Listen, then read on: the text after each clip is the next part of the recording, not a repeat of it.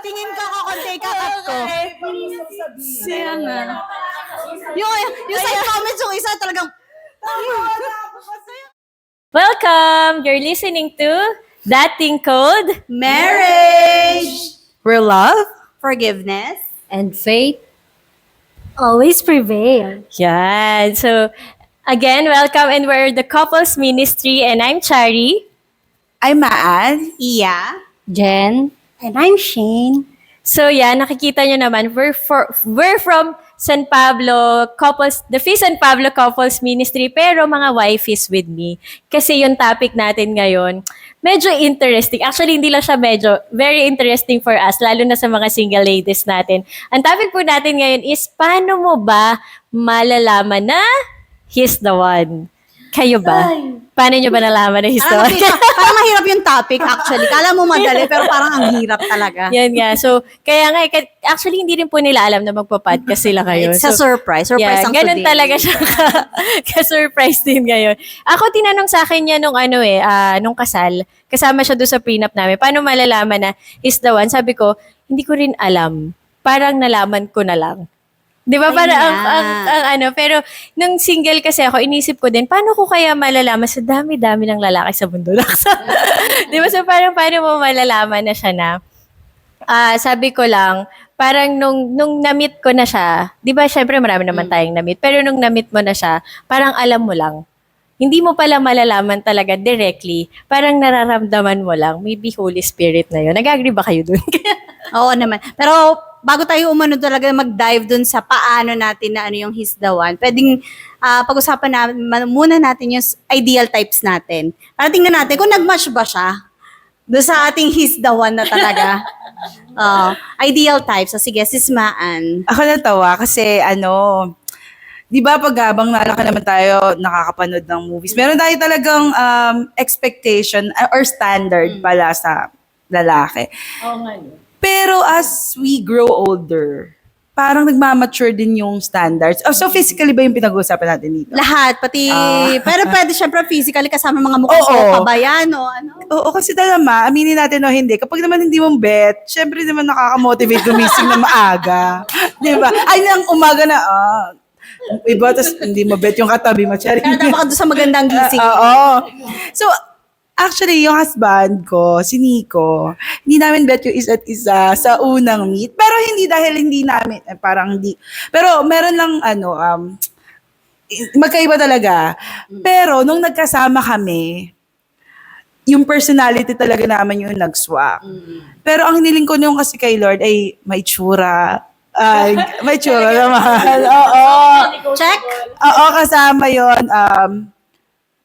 Family-oriented at saka same faith. Yan. So, naging specific ako. Ayun yung binigay ni Lord. Pag mahal mo pati na-appreciate mo na yun day by day. Parang, pagwapo ng pagwapo sa paningin mo. Di ba? Kadagising mo, gwapo naman ng asawa. Oo. Ayan. So, feeling ko. Ayan naman. Shoot. So, ako, sa ideal type kasi, syempre, ganun nga, nung bata ka, dahil mong crush. Mga boy band type, ganyan. Syempre, ako nagbabanda din ako boy noon. band type boy band talaga. type. Kaso parang hindi naman naging boy band type. Nagbabanda, pero hindi mukhang boy band type. Nag-iba yung type niya. Pero ako, yun, ganun. Gusto ko is, yung Korea, yung maputi na gano'n, na mga opa talaga. Syempre, mga crush mo yung mga boy next door type, ganyan. Pero nalaman ko na he's the one. Pareho tayo. Bigla na lang, wala Yun na. nga eh. Siya na yun. Hindi mo Walang malaman. walang check, ganyan. Wala. He's the one. Isang parang siguro Holy Spirit na nga din yun na Nag-lead sa atin nagsabi sa kanya. na yan na talaga yun. Yan. Agree. How about you, sister? Sa akin naman, ako kasi, syempre nung bata pa din, syempre yung sa hirap ng buhay. So parang wala akong, sabi ko lang, yung good provider lang. Yung mabibigay lang yung mga kailangan ng magiging kids namin, ganyan. So, parang paano ba nalaman ko Futuristic na agad si Sis. Oo. Kailangan, good provider. Oo, syempre, doon na tayo agad. Pero kasi, doon din naman. Doon din naman. Tapos sabi ko, parang given na yon yung dapat gwapo, yung gano'n. So, pero yun pala, kumbaga parang bonus na pagka nakaano ka ng gwapo, di ba? Pero parang naano ko kasi na parang he's the one nung first date namin. First date. First date. First date agad. Ang Parang, bilis. sa ano niya ako agad dinala, yung sa simbahan, yung nagsimba. Kasi hindi, kasi hindi talaga ako pala simba talaga nung before. Tapos parang, ay, dinala niya ako sa simbahan. So, ano siya, yung... Godly man Oo, pa. so, May future parang, talaga. sabi ko parang gusto ko na siya. Parang okay na to. Tapos parang may work naman siya. So, okay na to, Lord. Check na yung good provider. So, yun, parang, siyempre, kasi mabilis na kasi yung ano namin nagkakilala kami ng 3 months. Tapos, ayun, nakasal na. Diretso Oo kasal nga, na. ganun. Tapos, ayun. So, parang sabi nang, tatagal kaya to? Kasi hindi pa namin kilala yung isa't isa, yung ganyan. Pero, 15 years na kami ngayon. So, Wow. talagang the one na With to. ilang Oo. kids? 3 kids, di ba, sis? Ayun. Oo. Wala na to. Bahala na. Si Lord. He's bigay the ni one Lord na to. talaga. Ikaw, sis. Ayun, ako agree ako sa inyo kasi nung teenager ako, puro hanap ko rin yung gwapo, tas banda-banda, yan. Tas nung nagka-work na ako, nakilala ko siya sa, ka-work ko kasi si Aram, si husband ko. Parang instinct parang yung first time mo siyang makita, ay, alam ko na malayo mararating ko pag ito yung nakasama ko, pag siya yung naging partner ko. And then yan, tas nalaman ko na ano siya matalino, responsable. Actually, hindi mo na hinahanap yung itsura. Hindi na talaga, hanapin mo na lang kung Totoo mapagmahal ba? siya sa Parang yung magulang. bata, hinahanap natin yun eh. Siguro ako, hindi na. Nung mga panahon na yon, ayun, parang mapagmahal sa magulang, and then, napamahal ka na rin sa kanya. Tapos ngayon, magte-10 years na kami. So, Wow. tama yung choice. Diba? Thank you, Jesus. Ako naniniwala ako sa sa power ng prayer. Kasi yung partner, hindi pala partner ko, yung husband ko. Yung asawa ko pala. Asawa ko talaga siya. Yan, pinagdasal ko talaga siya. Tapos yung, parang yun yung moment na super broken-hearted na ako eh. Tapos yung prayer ko, first time ko mag-pray ng super specific. Tapos binigay talaga ni Lord. Tapos sabi ko, totoo pala yung pray, and ask and you will receive. Diba? So yun, iba yung pag pinag-pray mo. Tapos hindi ko makalimutan doon, sabi ko, Lord, basta pinag-pray niya din ako. Feeling ko ito na. May mga sign pa tayo. Sabi ko, basta gusto ko po yung pinag-pray niya rin ako. Tapos nung, ayaw ko pa nga nung una. Kasi, kaya parang, di ba, pag si Lord talaga, sabi ko, may pa-busted pa ako nung una. Pero tama nung, tayo, sister. yan, di ba? Pero nung sinabi niya na, yung parang, siguro ito na yung, nung nagsabi siya na, pinag-pray naman kita before parang ting, may teka lang, Lord, di ba ito yung usapan natin? So sabi ko, baka ito na ngayon.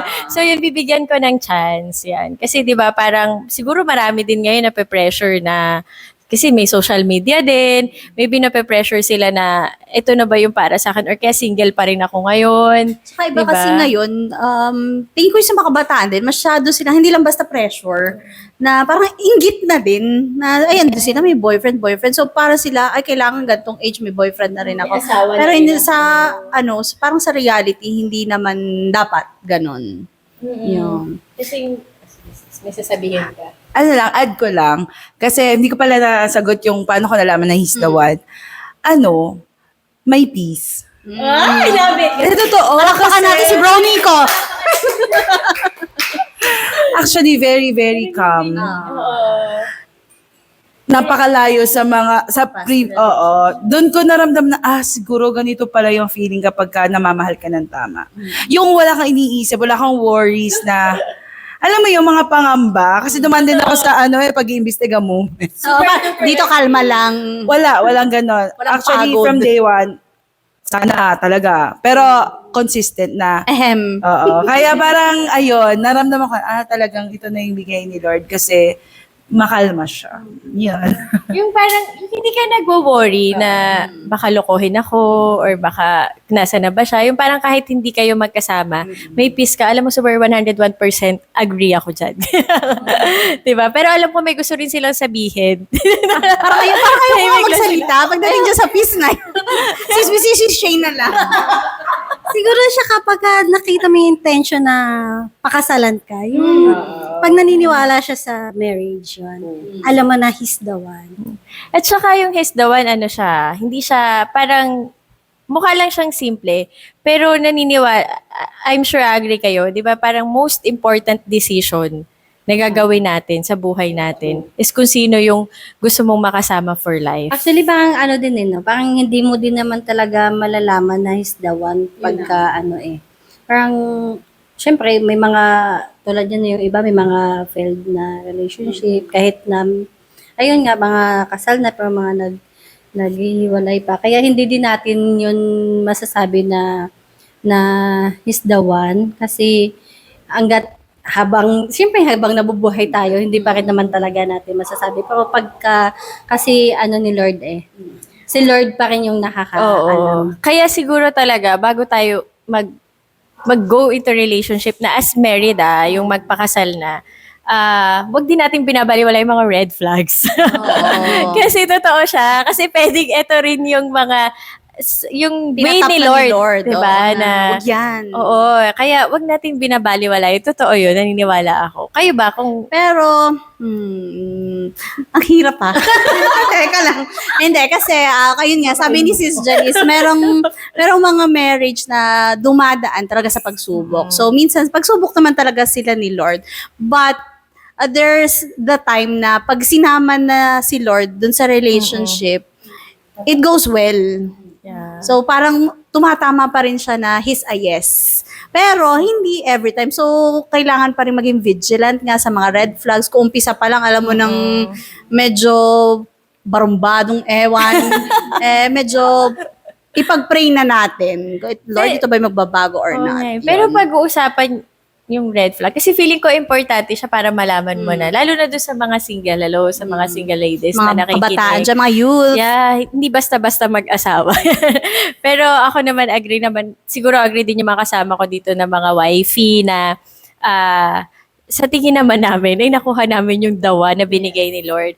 Pero yun nga, kung meron kayong mga naisip na, ano ba yung mga feeling nyo red flag na sa simula pa lang na dapat hindi na natin tinotolerate. Sismaan, nararamdaman ko may gusto ka na sabihin. Hindi to sa asawa ko yung red flag. Oo. Siguro pag nagsisinungaling. Even if it's white lies, parang magiging habitual kasi kapag inalaw mo siya. Kasi for me, if you're in a relationship, yung transparency, yung honesty is very, very important. So para sa akin, if you really understand the person or the situation, hindi mo naman kailangan talagang magsinungaling. Kasi siguro dadating din yung time na meron kayong argument pero maayos kung honest lang. Kasi parang sa akin, kung simula pa lang, nagagano na, parang feeling ko madadala niya yan hanggang sa, ayun. Hanggang sa dulo na. Oo, na parang magiging gawain na. Oh, true yan. Doon, agree ako talaga. So, honesty, dapat. Merong honesty sa relationship. So, isang malaking red flag din sa akin is, sa akin, yung instinct ng babae. Pag naramdaman mo na, Ako naniniwala ako there's something doon. wrong, Talagang pag gano'n there's namin. something wrong. So, kahit hindi mo pa may paliwanag, hindi mo pa nakikita, meron yan. So, isang malaking red flag yun. Pag naramdaman mo na, mag-isip ka na, mag-pray ka na kung Lord, ano ba itong nararamdaman ko? Bakit ito yung pinaparamdam mo sa akin ngayon? So, para hindi, sabi, pogi naman, okay na. Kahit ganyan nararamdaman, go na agad. Papakasalan na Uy, agad. tatanda So, yun. din, hindi Oo. laging pogi importante. True. Hindi pogi, hindi ka pogian ang magdadala sa mas magandang buhay. Totoo. Yan. Pero mahirap siya makita yung red flag lalo na pag in love na ka na. Parang yung makikita mo, ay, ang perfect, parang gano'n. Yung parang, ay, okay siya, talaga, he's the one. Kasi parang lahat lang ng positive, yun lang yung nakikita mo. Pero hindi mo nakikita yung red flag. Kaya siguro parang, ang kailangan talaga, bago pumasok sa relationship, talagang parang, tingnan mo talaga yung, mag-background check. Mag-iimbestiga pala. Yung mga gano'n na, ano ba to yung mga, yung ano ba tong, yung mga family background niya, yung yan. Siguro parang Ay, agree ako importante yan doon. kasi- Yung parang kilalanin mo din yung family. Kasi Diba? makikilala mo Oo, rin siya. kailangan, bago kayo talaga sumabak sa totoong buhay, ganyan, dapat kilala nyo na talaga yung isa't isa din, no? Kasi tulad din niya na, siguro sa experience lang din, no, na hindi mo naman din talaga alam na is the one. Pero tulad sa atin, di ba? Agree naman siguro kayo mga wifeys na hindi din naman talaga perfect yung marriage life, no? So, siguro pagka dumating kayo sa point na parang na siya ba talaga dun? Pero huwag kayo basta-basta sumuko din kaagad na yung may konting red flag ka lang na nakita na susuko ka. Siguro parang iano mo din, no, kay God. Talagang Lord lagi mo din talaga. ilapit kay Lord. Kasi minsan, lang din yan, ibigay lang din ni Lord na pagsubok yan nga. Kumbaga parang hindi kayo dadating doon sa pinakadulo kung hindi nyo din yan mapapagdaanan. Kasi hindi din naman kayo titibay kung wala din mga... Parang dami niyang pinagdaanan, no, mga viewers. Ayun. Sa akin naman kasi parang since kaka-married lang namin, so hindi ko pa na-experience talaga yung mga ganyang bagay. Pero pag talagang aalalahanin ko yung mga advice nyo sa pagtagal ng marriage namin. Sa akin naman, yung red flag, yung superficial, yung parang sa labas ang perfecto, maka-Diyos, ang bait sa ibang tao, pero pag pasok sa bahay, sisigawan ka, hindi magalang sa magulang. Dapat yun yung mga one of the signs na babantayan yung mga single ladies, ha? Yan, yun lang naman sa Kailangan, tsaka yung ako sa akin, ang red flag sa akin pag hindi God-fearing eh. Or, kasi 'di ba parang dapat nakikita man lang natin sa bawat isa si Jesus. So, naniniwala naman ako na nakikita natin sa mga partner nila. Pero siguro pag more of, baka pag hindi na si Lord yung nakikita Baka iba na ba? Baka may tumutubo na sungay dyan. Bakit kasi yun, nagmamatter yun. Kasi nga, pag nagpakasal ka na, dumating ka doon, lagi nilang sinasabi na kailangan si Lord yung center ng relationship, kailangan talagang kasama nyo. So parang ang hirap kasi maging center si Lord ng relationship kapag nandun ka na sa married life. Kapag yung mismong partner mo is pwedeng hindi rin siya Non-believer, niniwala kay Lord, di ba? So, yan. Pero, syempre, nasa sa inyo naman yun. Kung, ito naman ay opinion lang namin dun sa mga red flag. Pero meron kasi yun nga, nabanggit din, wag naman masyadong OA sa red flag. Baka naman yung plato, ayoko na sa'yo. Oo. Parang na-late lang ng 1 minute, ay red flag na to. Bring na tayo. Kasi magkaiba pala ng oras. Kaya Oo, ganon.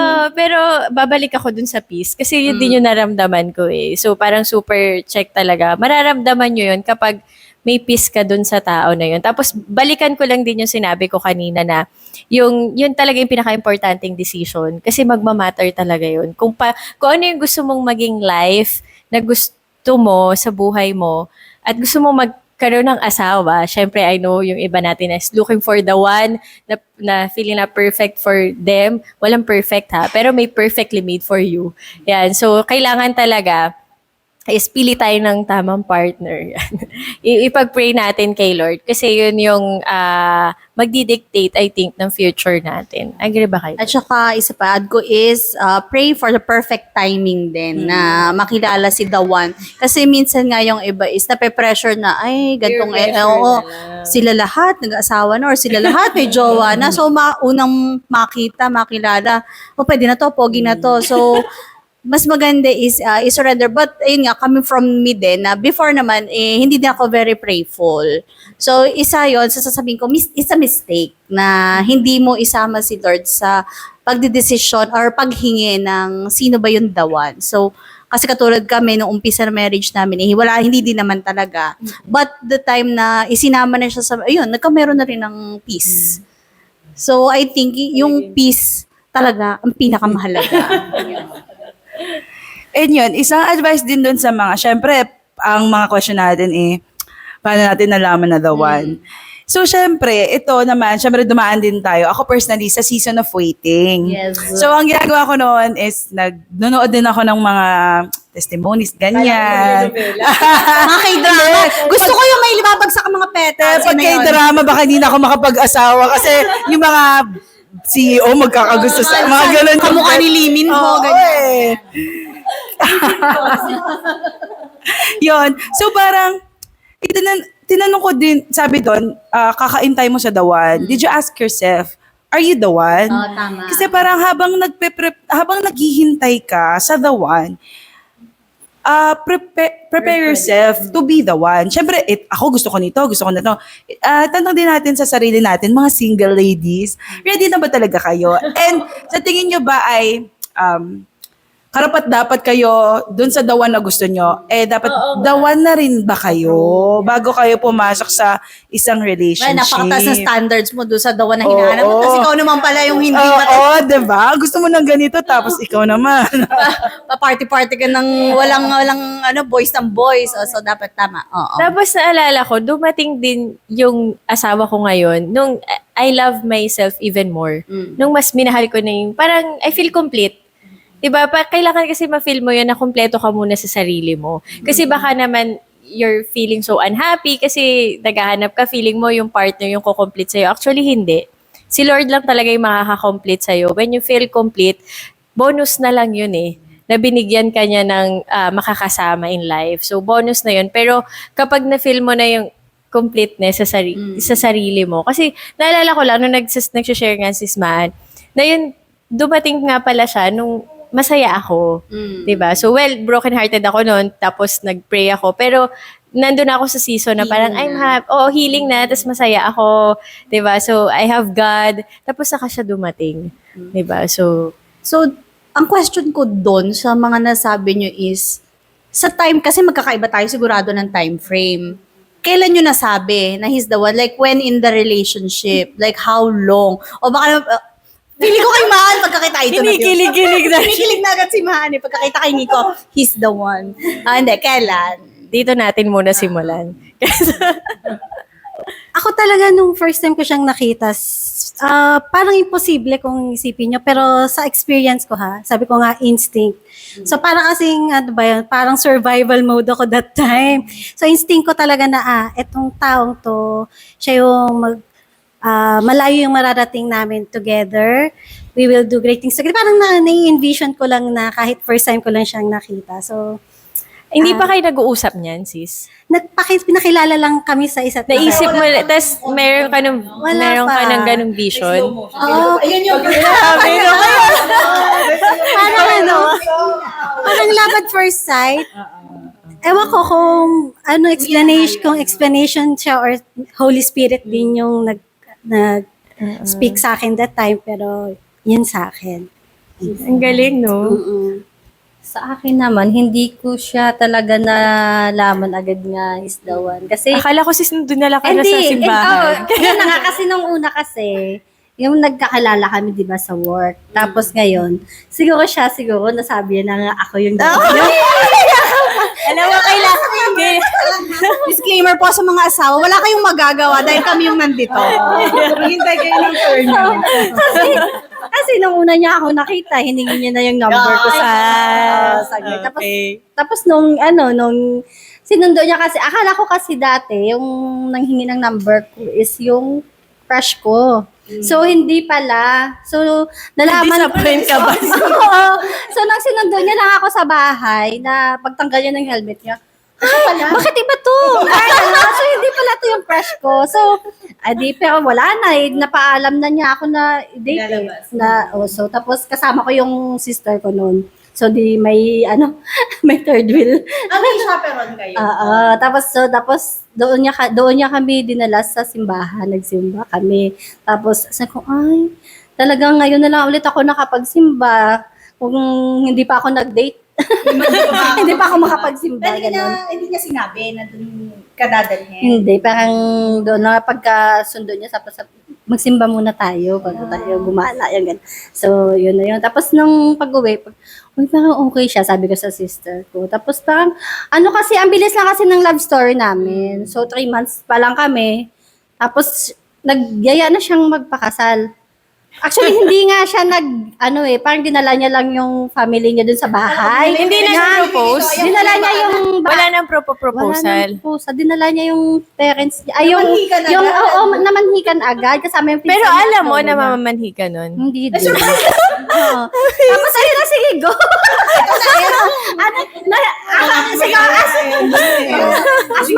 As mahiyain na babae. So, okay, magpapakasal. Tapos ayun, malalaman mo na lang talaga siguro na is the one. Talagang parang pag sinabi na ni pag si Lord na talaga yung nag-move. yung nasa gitna nyo eh. Kasi hindi naman din yung perfect yung aming relationship, ang aming marriage life, hindi din naman perfect. Kasi nga siguro dahil din nagpadalos-dalos din kami, yung parang ganun, hindi namin nakita yung red flag namin sa isa't isa. Yun yung kailangan din malaman ng mga single na dapat doon mag-ingat din sa ano. Kasi syempre sa akin parang yun na yung namin nung umpisa namin parang nagpadalos-dalos kami ng desisyon. And kumbaga hindi pa kami tawag dito, settled na hindi pa kami parehas okay, tapos parang nag-jump na lang kami ng So pero thanks God naman na Yeah. oo, na parang naging okay yung aming marriage life talaga. Hindi naman kami siguro aabot ng 15 years. Yeah, ng si Lord marriage talaga kung nag-orchestrate. Talagang may blessing. Kung walang blessing ni Lord. Kaya talagang lagi din talaga si Lord din talaga yung yung tatanungin nyo lagi si Lord. Kung Lord, siya na ba talaga is the one? Kasi baka isipin nila, paano yun, hindi naman nasagot si Lord? Hindi siya sasagot literal, pero meron kayong, meron siyang pwede mga instrument na tao na ipapadala sa inyo, di ba? So ako naniniwala ako dun sa mga true friends. Minsan sila yung magsasabi sa inyo, mag-guide, pwedeng sila yung instrument. And meron din talagang small voice. Mag-pray ka lang, may small voice talaga na maririnig ka na magsasalita talaga siya sa'yo. Pero hindi yung baka isipin mo yung talaga May literal umimik si Lord na. magsasalita. Anak, siya na.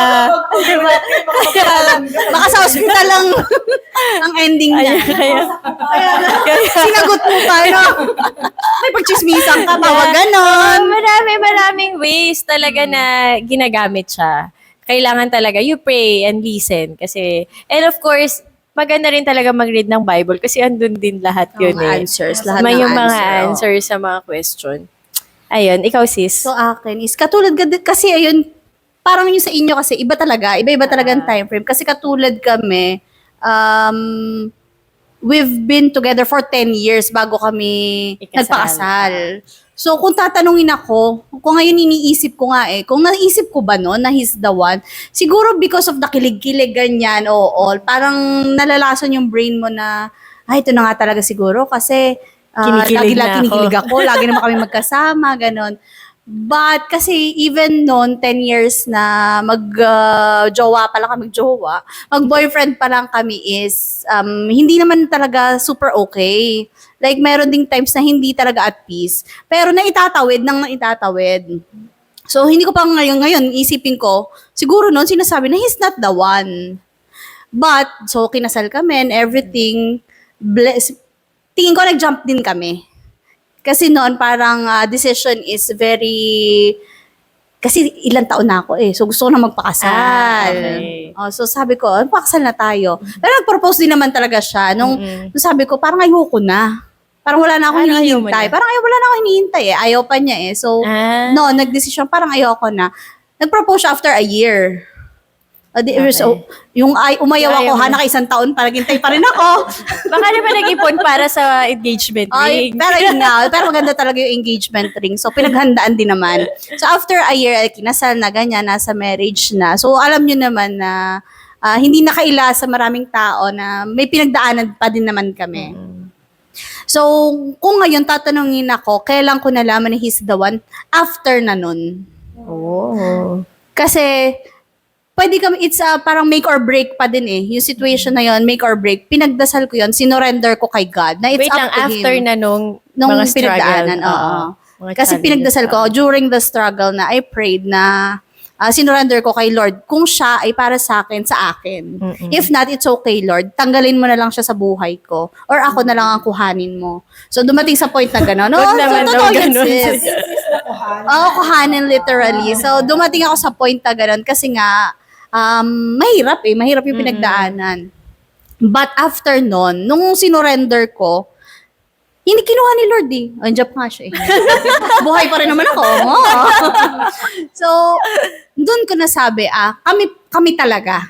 He's the one. Kasi, doon ko naramdaman na yung blessing ni Lord, na siya yung binigay ko sa'yo. Yeah. Yun. How about you, sister? Ito na yung hinihintay ko eh. Kasi iba yung kaibigan. Hindi, natawa lang ako kasi nga yung una hindi naman talaga namin hindi ko talaga alam na siya na. Sabi mo nga yung time frame natin iba-iba yung sa'yo, kayo after ng challenges nalaman nyo. And ang hirap din talaga masabi na he's the one. Pero yung sa amin kasi iba rin yung aming timing eh. Kasi sa amin naman, mabilis lang din kami. Tas nauna pa si baby before kami makasal. So parang nung nag-move in kami together, kasi ako, sabi ko, Lord, sana bigyan mo ako na makakakaya sa akin. Kasi ako talaga very, very dominant. Literal ba yung kaya na yun? Eh parang hindi ko pa na-try. Paano ba Pag kaya yan, sis, baka hindi ako kayanin ngayon. Hindi, yung kaya yung ugali ko. Kasi ako talaga, nasanay ako na kung anong gusto ko, yun ang masusunod. Kahit di mo gusto, basta gusto ko. Eh parang hindi pala ganon. So parang, lalo na nabuntis ako when kasama ng mga hormonal changes, ganyan. So doon ko nakita at saka nung nailabas ko na yung anak namin, grabe, doon ko nalaman na, ay grabe, he's the one. Kasi, sabi nga ni Chari, napaka-importanting decision yung sinong papakasalan mo at isa pang importanting decision yon dahil sila yung magiging ama ng anak mo. So Sabi nga nila ba, hindi makakapili yung anak mo ng tatay. Ikaw yung pipili para sa kanila. Advice Paras natin sa naman to. mga youth, sa mga nag-iintay, at sa mga impatient na. Lalo At doon din sa mga impatient nag-fail na na. relationship. Oh, yun. Diba? Na para alam mo, wait lang dun sa mga nag-fail na relationship, sabi ko nga, dun sa mga nabobroken hearted, yung mga single ladies ka, sabi ko, broken hearted ka kasi nag-break kayo, ganyan. Isa lang yan, kaya ka nasasaktan kasi hindi mo matanggap na hindi siya yung para sa'yo. Kaya mag-move on ka. Si Lord na yung gumawa ng paraan kasi hindi siya yung para sa'yo. Diba? So, kung nasa heartbroken period ka ngayon or nasasaktan yung puso mo ngayon, 'di ba? So move forward tayo kasi yun nga, feeling ko yun yung isang reason natin kung bakit tayo nasasaktan is hindi lang natin matanggap na hindi pa yun. Siguro yung pinaka-advice ko, you pray for it. Kasi talagang si Lord, makikinig siya and you ask and you will receive and enjoy your youth but don't destroy your future. Okay, amen. Diba? So, kasi pwedeng, yun din kasi yung, siguro isa sa mapagmamalaki ko, I really enjoyed my youth, pero sabi ko, pinrepare ko yung sarili ko dun sa magiging husband ko. So, sabi nga ni Sis Maan kanina, pinrepare ko talaga as much as, hindi ako perfect, syempre, pero as much as possible, I want to be a good wife in the future, diba? So, syempre, hindi ko dinestroy yung future ko kahit na maraming temptation.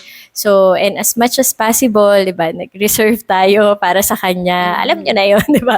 So, yun, kaya talagang, and I thank myself, yung past self ko, nagpapasalamat ako kasi ginawa ko yun and 'di ba? Sabi nga kailangan is wag naman yung puro hiling-hiling ka lang. Diba? Make love yourself, 'di ba? Be closer to Jesus kasi siya lang yung makakapagbigay sa iyo talaga kung ano ka dapat and be a woman of faith. Yun lang. Yun, baka makalimutan ko din kasi. Yun. Habang naghihintay, find something na pagbubuhusan mo ng attention kasi baka mamaya doon mo na lang pinaikot yung sarili mo.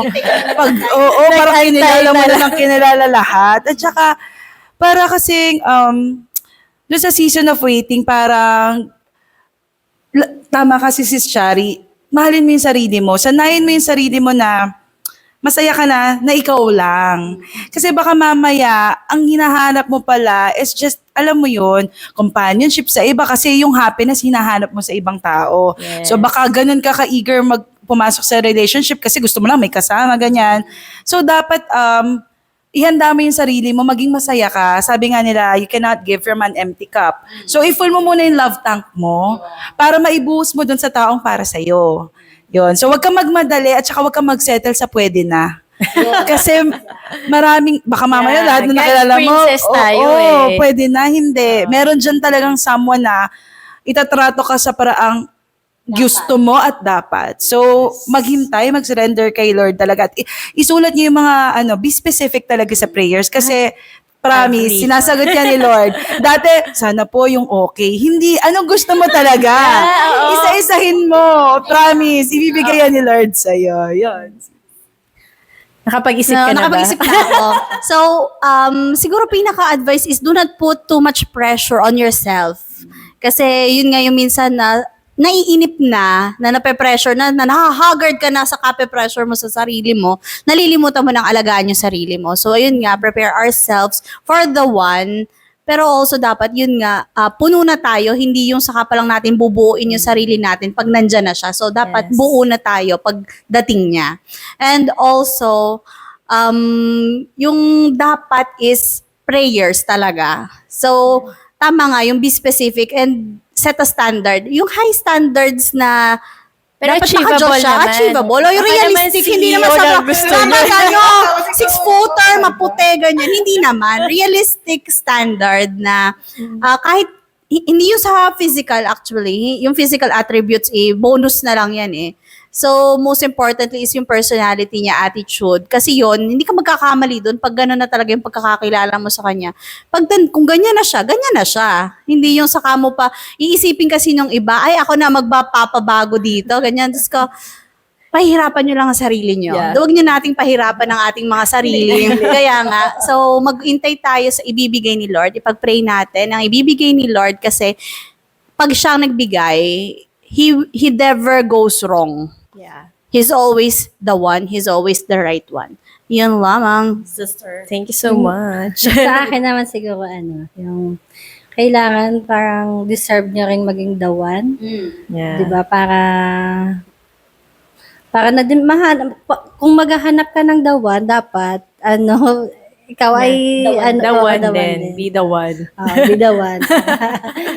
Saka ayun nga, lagi lang din talagang ipipray kay Lord na sana ibigay sa iyo is yung talagang hindi, kumbaga yung binigay sa iyo is yun na talaga. Yung kumbaga parang pag once na binigay sa iyo ni Lord ay yung may konting mga pagsubok normal yun, mga ganon, talagang siguro ilaban nyo pa yan. Tapos kasi hindi naman magiging perfect yan. Hindi mo naman kasi talaga din natin, kahit naman tayo nung nakilala natin, hindi pa rin naman natin nalaman na siya na talaga yung the one. Basta parang alam mo yung malapit kay Lord at talagang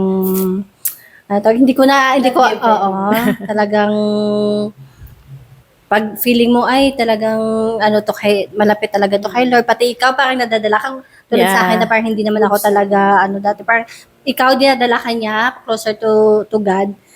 Siguro naman.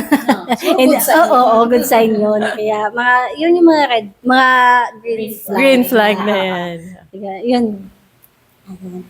Sa akin naman advice ko sa youth, sa mga kabataan, based sa experience ko personally is, if you ever get heartbroken, don't take it as the end of the world, no? Yeah. Kasi maraming youth ngayon na parang, ayoko na mabuhay, sakit ng puso ko.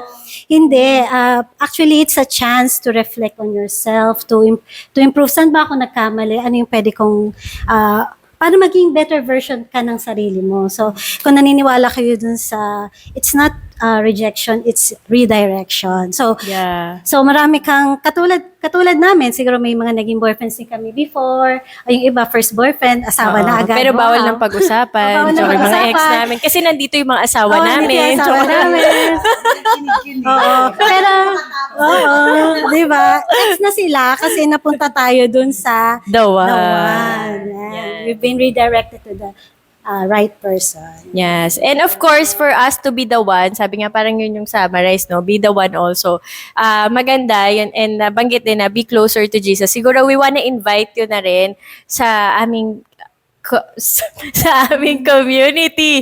Yeah, I wanna invite you sa the Fee San Pablo community. So, we have mass every 9:30 a.m. at Coco Palace. Yan. So, meron po kami dyan. And after that, may mga talk tayo. And, of course, praise and worship. At yung exciting part doon, diba? So, mali nyo doon yung mamit yung the one. Yun pala pala yung exciting part. Baka din nyo ma-meet yung dawan. Yeah. So, yeah.